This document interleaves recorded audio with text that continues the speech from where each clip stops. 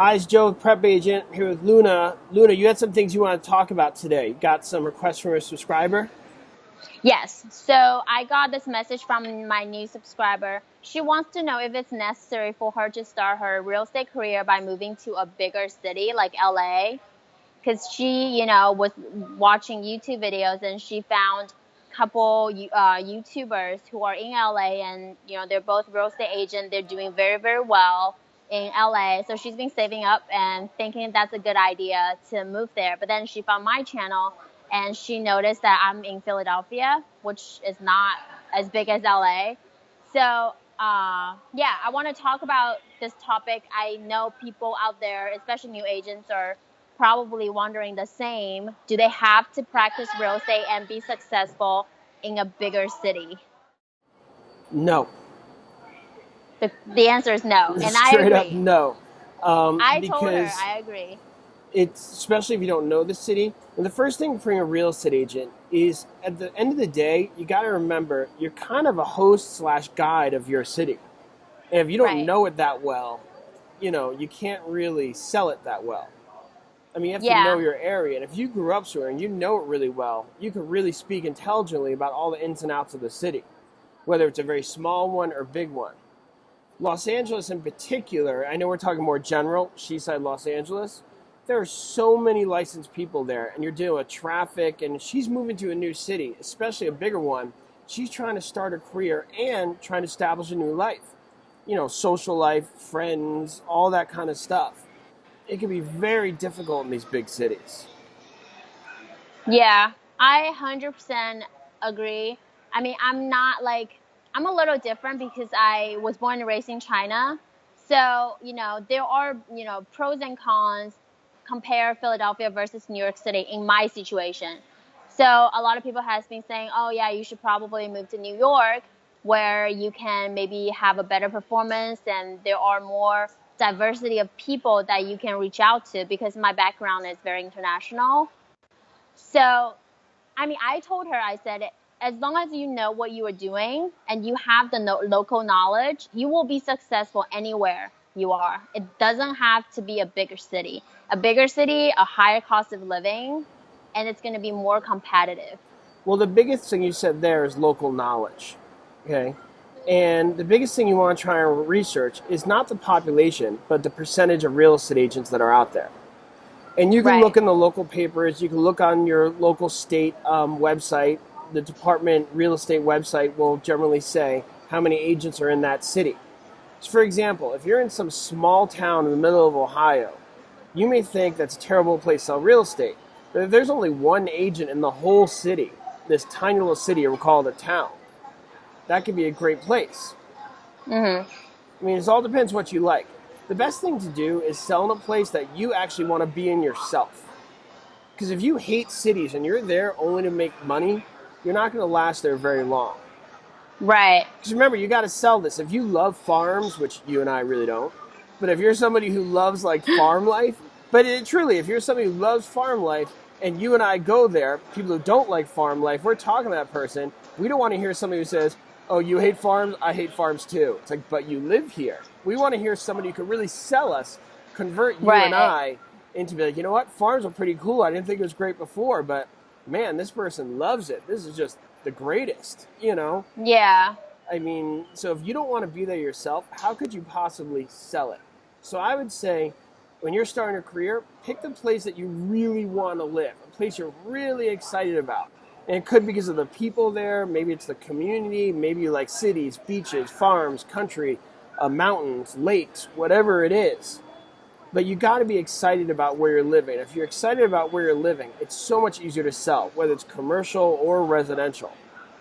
Exactly. Well, to your point that I can add something else to back up, I have coworkers, who are born and raised in Philadelphia. They've been a real estate investor before they become a real estate agent. Right now, when they're selling, everything just falls into place so quick for them. Whereas, I'm new to Philadelphia, so I don't know any like local knowledge, but I'm learning every day. So to them, it's like easier for them to sell because it's easier for them to work with buyers, for But them let, to help existing people. but let me ask you something. You moved from Happy Valley, Penn State, right, to Mm, Philadelphia. Was the Right. only reason you moved to Philadelphia because of real estate? There were other factors, No. correct? Exactly. That's my Yeah. point. Like if you had, you know, marriage and family and everything else in Happy Valley, I believe you'd be able to make it work there. Like Right. if you really loved it. But for reasons we're not going to get into here, you wanted to move to Philadelphia. It wasn't just about selling real estate. There was other factors going on in your life that said, you know, I'm moving on. Right. And by the way, I that mean, factor could be as simple as just, I like that city better. You know, I don't want to live in a college town anymore. I want to live in a city. I want to start my life in a city. I definitely like the city way better because I'm born and raised in the city. I'm more adapt to city life, which is why I choose to Philly. But you're right. That's not the only reason of real estate I moved to Philly. I could pick Pittsburgh. I mean, the only two options that I have as a city life is either Pittsburgh or Philadelphia. So I choose Philadelphia. And that And and that works to your advantage because you really yeah, wanted to move there. So when somebody says, "Oh, I'm nervous about moving here," you can be like, "Oh, I just did it this year, and here's why I did it. I like Philadelphia because of this reason, that reason. I started a life here. If you need any help starting out, I just did it. I did it this year." But it all starts with that passion. You wanted to be there. Whether you grew up there or you're brand new there, it started with the idea that you were really happy to be there, regardless of real estate. right. And then also the fact that I'm staying here for a very long time. Like I'm trying to build a career here, so I'm not leaving. Like I'm definitely stay here. After I become successful, I'm gonna still stay in Philadelphia. Like I want to build a reputation in this city. I'm not going anywhere else. Which is why you have to love where you're going. Because as you said, you're ready to start a career there, build a reputation. So, Right. you know, you're ready to start your roots. So going back to that girl who wants to move to LA, first thing I'd ask her, like, how much do you really know about Los Angeles? Why do you want to go to Los Angeles? Do you know people there? Or is it really just about real estate? Because I sold real estate in Los Angeles at one point, and I know it's a massive area. It's like a huge spread out area. And people who sell in Los Angeles do not sell in Los Angeles. They pick an area like Marina del Rey, Venice, Hollywood. You know, like in Philadelphia, a lot of people concentrate in certain areas like Center City or something like that. You know, you don't just sell Philadelphia. Like they kind of concentrate in certain areas. You know? I don't. That's right. So I hope I'm going to send the link to our video to my subscriber and hopefully that she can learn a little bit from our conversation. Yeah, so I guess our advice for the day for everybody listening is when you're starting your career and you can live anywhere in the country, anywhere you want, go for it. Go live there. You don't have to, when you're just starting out, you don't have to stay where you grew up. You don't have to stay where you are. You're starting over. Pick a place in the country that you're hugely passionate about, that you've always wanted to be and you're really excited about, and go start your career there. You don't have to stay where you are, and you don't have to pick a place because it'll be good for real estate. Because the place that's going to be good for real estate is the place that you're the most excited about because you're going to be able to sell it. It'll be authentic when you're talking about that area. Exactly. Good stuff. Yeah, I'd even say for experienced agents, if you really start to hate your city, move. You know, you gotta, I mean, it goes back to you gotta like what you're selling.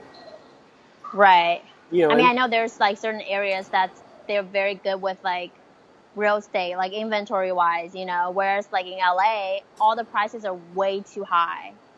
So there are advantage and disadvantage of like cities like LA. I think the pricing for the housing market in LA is just way too high and crazy. And let me give a creative suggestion to some people. So some people may be like, you know what, this is where I live. I'm not that passionate about it. It's just I have friends and family here, and this is where I am. They could also explore, well, do you like vacationing somewhere? Do you like vacationing in Tahoe or parts of Florida or Lake Placid in New York? You could sell those places from where you are.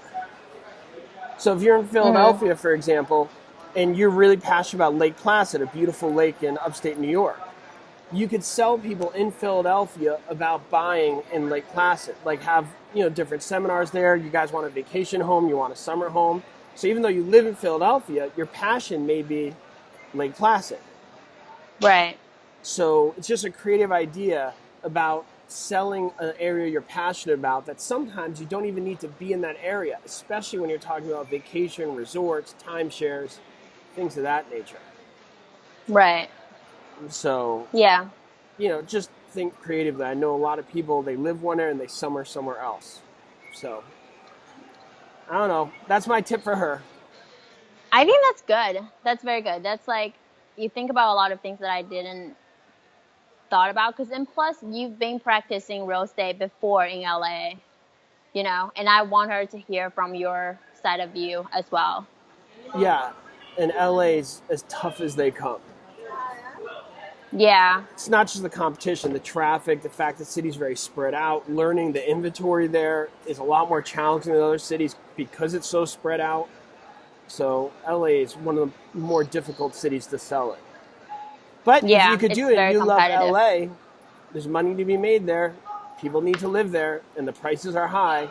And there's certainly a lot of great things about LA. It's a very, you know, hip city with a lot going on. I don't want to say modern. There's a lot breaking down there too. So she just needs to prioritize what's the most important thing for her, you know?